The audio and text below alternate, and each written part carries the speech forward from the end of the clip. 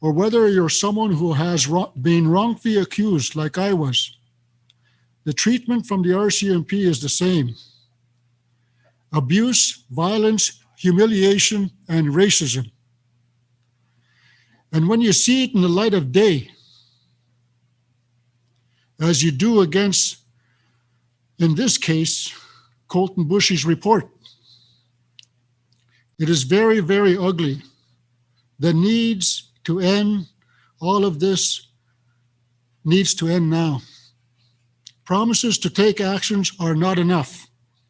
Over a year ago, when I was beaten and my wife was manhandled, and I say manhandled by the RCMP, the Prime Minister promised action. There has been nothing done to date. My heart goes out to Colton Bushy's mother and family. I stand in solidarity with them and with all the victims of the RCMP violence and racism. I would like to turn it over to the Grand Chief of Treaty 8, Chief Arthur Noski.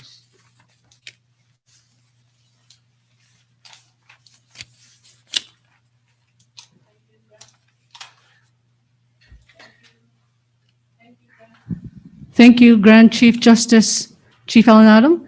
And with that, let's start with Grand Chief Arthur Noski. Thank you, Chief Adam, for your comments, and thank you for the opportunity as well. Today's topics in society and the rest of Canada, the provinces, is on the topic of truth and reconciliation. So, in light of what's transpired with Colton Bushy, with Chief Adam, and the two Métis hunters, in spite of the atrocities that are coming across, still the pitch is truth and reconciliation, policies on truth and reconciliation. So I question both levels of government. Is this truth and reconciliation policy, is that why that there's youth being sought? Is that why hunters are being sought?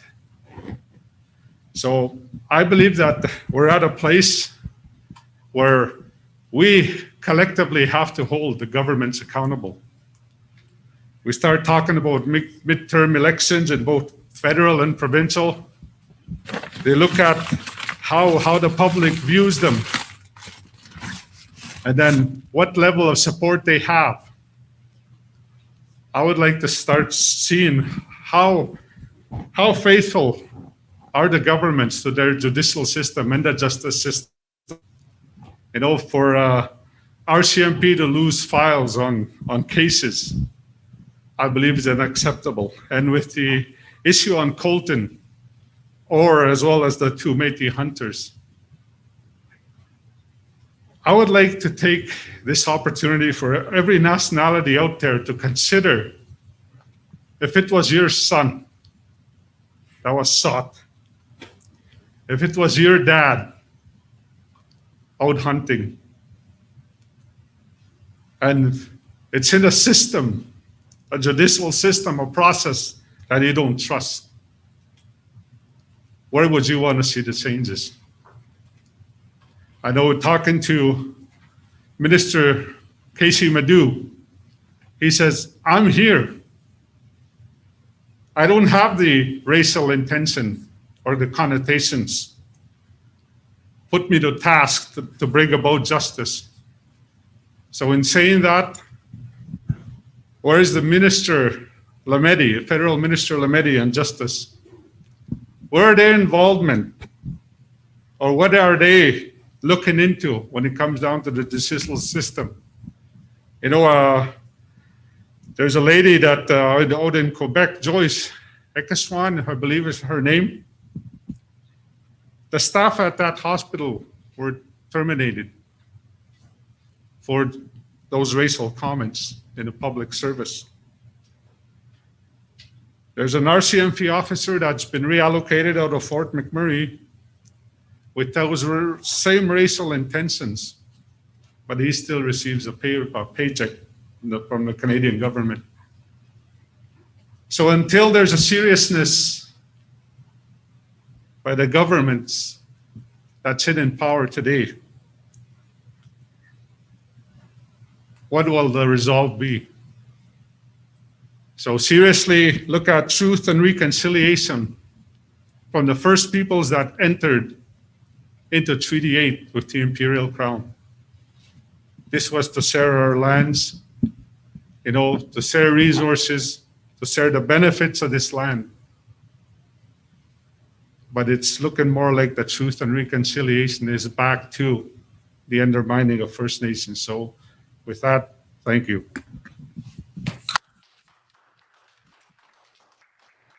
Thank you, Grand Chief Noski. And we have Deputy Grand Chief Ramona Horseman.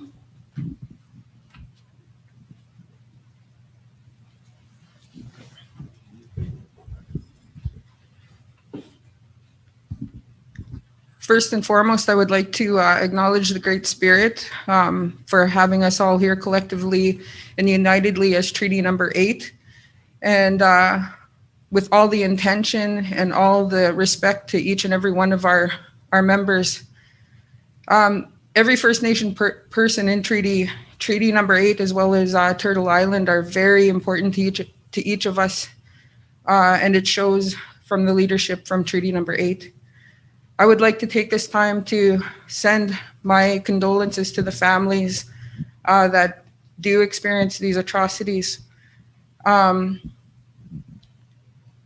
Moving forward, how do we come to a resolve? How do we come to a solution to each and every one of these ill events that have taken place against our people? I'd like to acknowledge the missing and murdered Indigenous women in all Turtle Island. The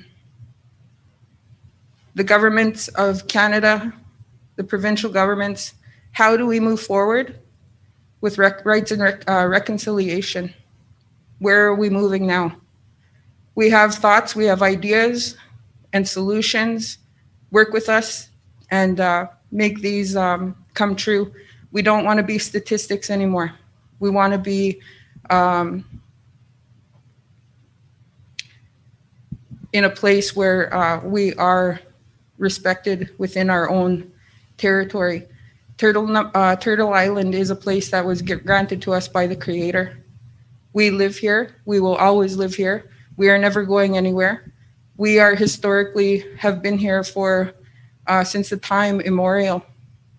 Let's move forward collectively now with the real truth, rights, and reconciliation that we always hear from Prime Minister Trudeau.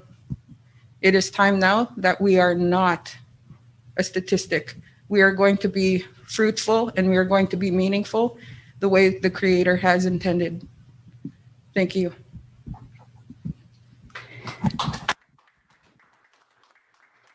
Thank you, Deputy Grand Chief Ramona Horseman. And with that, I'm going to introduce Brian, who is going to bring the media, and it'll be open for questions. Thank you. Brian?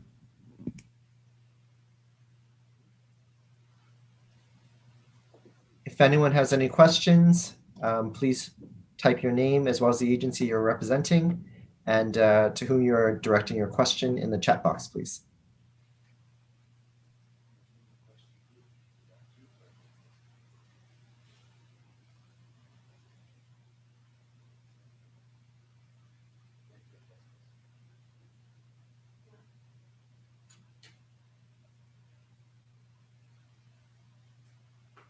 Do we have any media online? Are we ready for questions? We do have CBC here.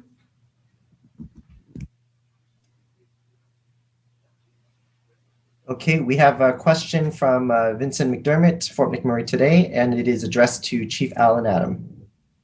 Go ahead with your question, Vince.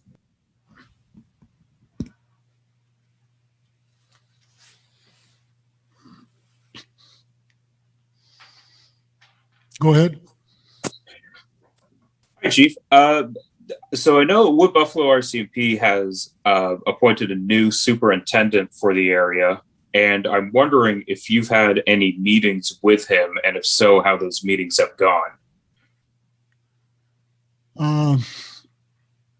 As you well know, that I'm still the chief for ACFN, and my duties and responsibilities to protect the community still stands. And as a working government, we have to engage in local activities, including with the RCMP. I've met with Superintendent Mark Hancock, and it seemed to be that we headed off on the right note, and we set our differences and set what we wanted to do for the community, and we looked at it from that point of view, and we move on. All right. Thank you, Chief.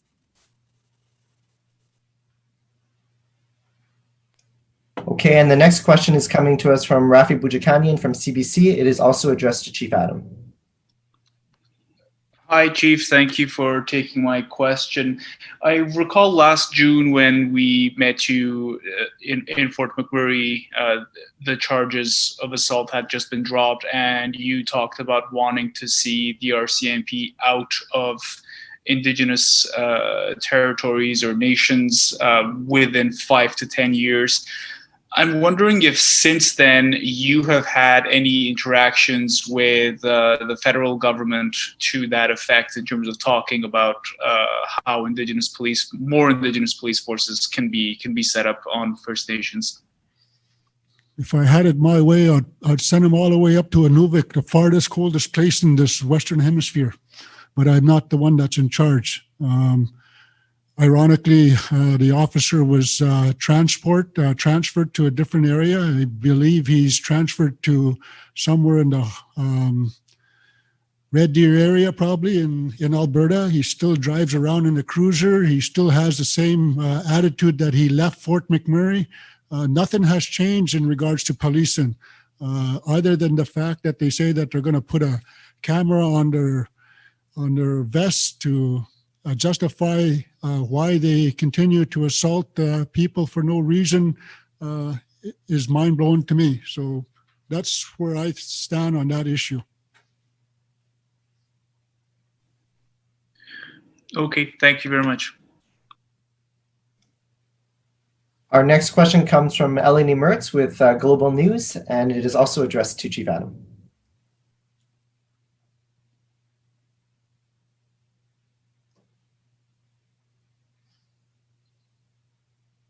Go ahead. Hi, thanks for taking my question. I'm just wondering if you've heard any updates on the ACERT investigation into the officer's conduct in that incident from March. I've refused to talk to ACERT because how I understand how the law works is that if you assault somebody, the RCMP go and charge them. They don't do an investigation and everything and then charge them after, because I know that from history. If you get charged by the RCMP, they booked you and they put you in jail. They put you before a JP, and if you're lucky enough to get released, you're lucky enough to get released on bonds and bails and conditions. But the RCMP have their internal affairs just to justify their actions, and that, in my view, I don't think the RCMP should be investigating the RCMP.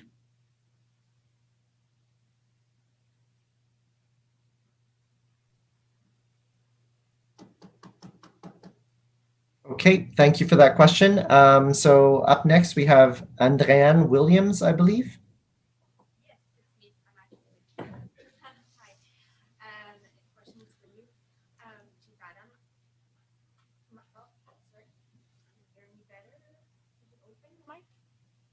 Tap on it. Andréane, I have you on mute here. Oh, sorry. Oh my God.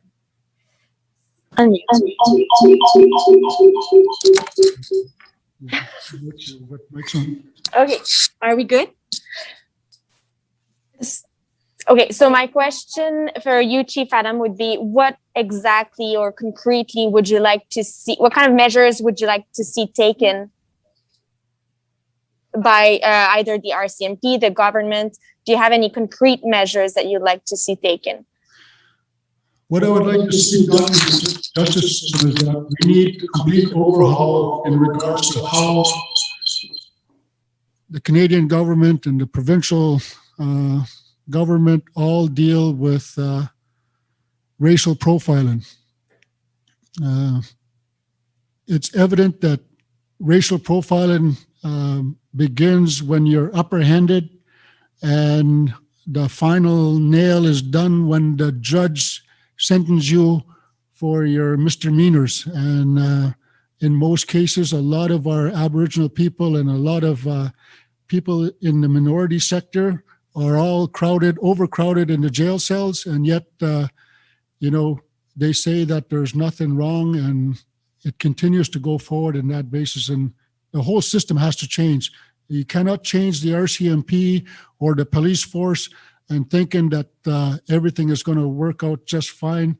It has to start right from the lawmaking and the law breaking of the justice system, because that's where it all has to change.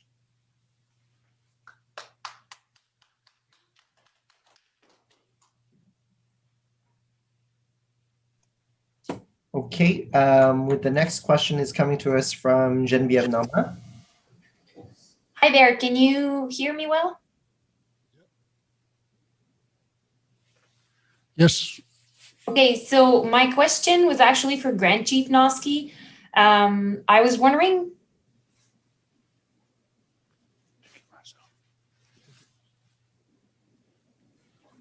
Yep, go ahead. Hi, good afternoon, Grand Chief. I was wondering if you could develop a bit about the police force that you are looking at potentially implementing on Treaty 8. How far are you in terms of negotiations, and what work is being done currently in order to provide Treaty 8 with its own police service? I believe that, we've been in discussion with the Minister Madu, like I said, with the provincial government, and there is funding available out there, I think with the federal and the provincial government, that they are doing the funding 50-50, I believe, or 52-48. And in saying that, I addressed it with Minister Lametti in Ottawa, and basically he told me, well, you have to take that cause up with AFN. So the Assembly of First Nations, I guess, is in control of us right now. So I guess if that's the way the government is going to take it. But with us, I like to reiterate, with the entering into Treaty Number 8, that it was with the Imperial Crown. And Canada is an agent of that, and so is the province. And the reason why we're looking at policing as a collective from Treaty 8 is that I believe that we can develop a system that will stop the atrocities and the inflictions upon our people.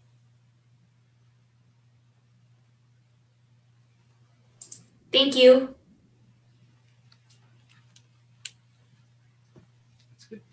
Okay, I've got another question here from Andrea Hunker. She's saying that her sound is not working. So the question, she hasn't specified to who it is, so maybe Chief Adam can try to answer this one. What concrete steps do you want to see from the Provincial Justice Minister?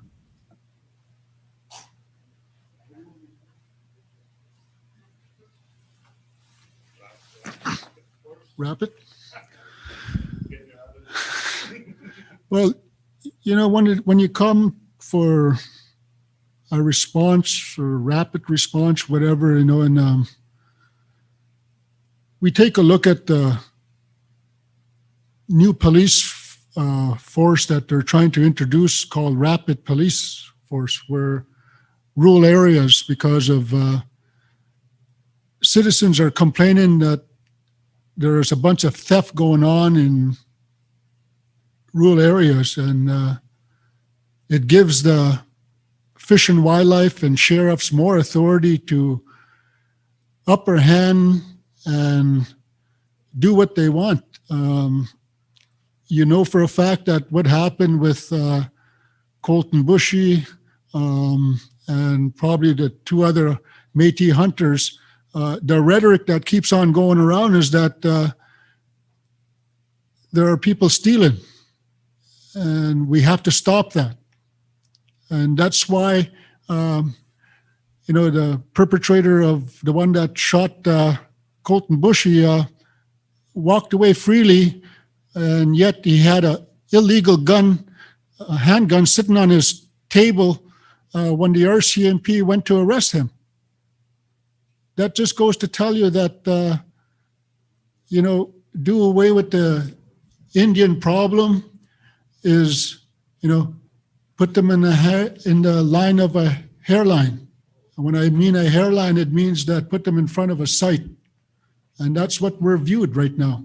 And we don't like the rapid response that's going to be coming. If Minister Madhu wants to do anything into the justice system, I challenge him, and I told him this, when we had our meeting the other day, that you put 25% of the police force and you make them Aboriginal. And then we will know for a fact if you're meaningful of carrying out truth and reconciliation.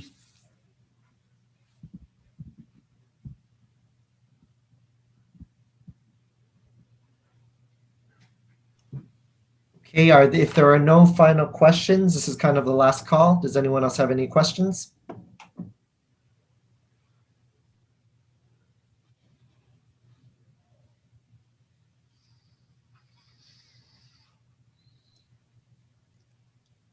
Okay, I'll just pass it back to Margot then to close us off.